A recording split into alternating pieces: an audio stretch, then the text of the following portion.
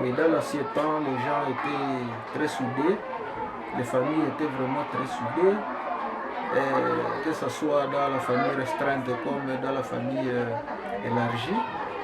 Tout cela, c'était dû au mode de vie, au mode communautaire en fait, parce que dans l'ancien temps, le mode d'organisation était celui du solidarisme.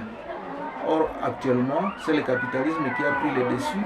Alors, comme c'est le capitalisme, ce sont les intérêts individuels qui semblent primer, peser sur les intérêts communautaires. Chez les Wanande, par exemple, les gens étaient organisés dans un système familial de Ngoula.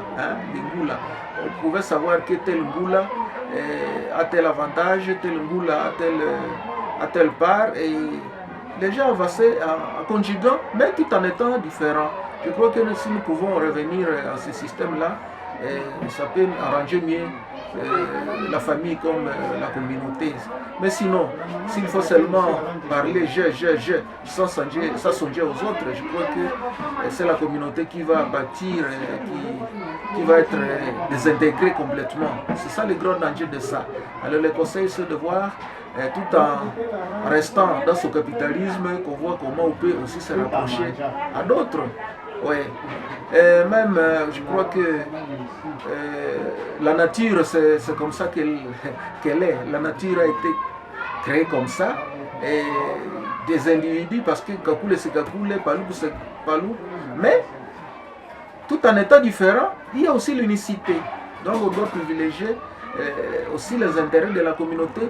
Donc l'individualisme aussi, en quelque sorte, aide les gens à faire encore davantage, parce que aussi dans l'ancien temps, avec le système de solidarisme, il y avait aussi beaucoup de fainéants qui croyaient qu'ils vont manger, ils vont s'habiller à partir des autres, ils oublient qu'ils peuvent aussi apporter à la communauté.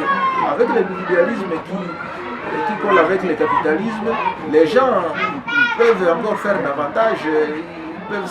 Ils peuvent déployer des efforts pour qu'eux-mêmes puissent avoir quelque chose, mais ce que je recommande, c'est que tout en étant individualiste, il faut aussi être collectiviste.